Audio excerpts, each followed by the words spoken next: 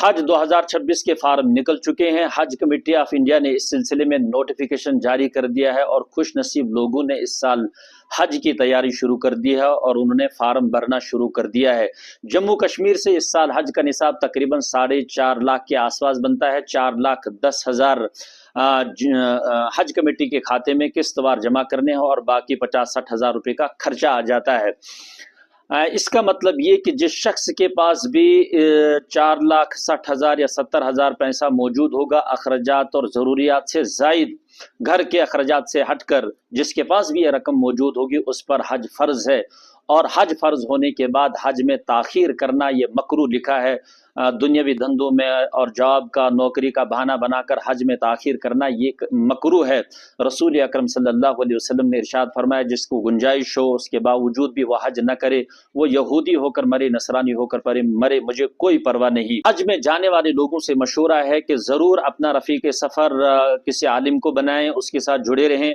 और अगर कोई आलिम दस्तयाब नहीं है तो दावत व तबलीग के साथियों के साथ जुड़े रहें, ढूंढ कर निकालें उन्हें और उनके साथ जुड़ जाएं। इसमें दो फायदे हैं। उलमा की रहबरी से, आलिम की रहबरी से आपके तमाम अरकान दुरुस्त होंगे और हज में पेश आने वाली तमाम शरई ज़रूरतें आपकी पूरी हो जाएंगी। और दावत व तबलीग के साथ ये रास्ते में मिना, मुज़दलिफ़ा, अरफात, होटल हर जगह आपकी खिदमत करेंगे, आपका वक्त बचाएंगे और आमाल के साथ आपको जोड़े रखेंगे, वक्त ज़ाया होने से आपको बचाएंगे, हर तरह की राहत आपको फराहम करेंगे।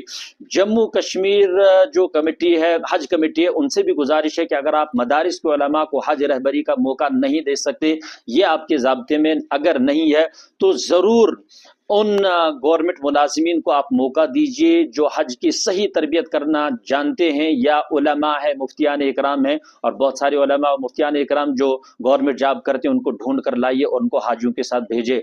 हमारे हमारे हमसाए मुल्क अफगानिस्तान, वहाँ पर हर 50 हाजियों पर एक आलिम को गवर्नमेंट की तरफ से भेजा जाता है। क्यों भेजा जाता है? क्योंकि उनको मकसद है कि हाजी का हज अदा होना चाहिए, अरकान सही ढंग से अदा होनी चाहिए। अगर इतना सारा पैसा खर्च करने के बाद हाजी का हज अधूरा रह जाता है जहालत की वजह से, मसाइल से बेखबर होने की वजह से, तो बहुत बड़ा नुकसान है।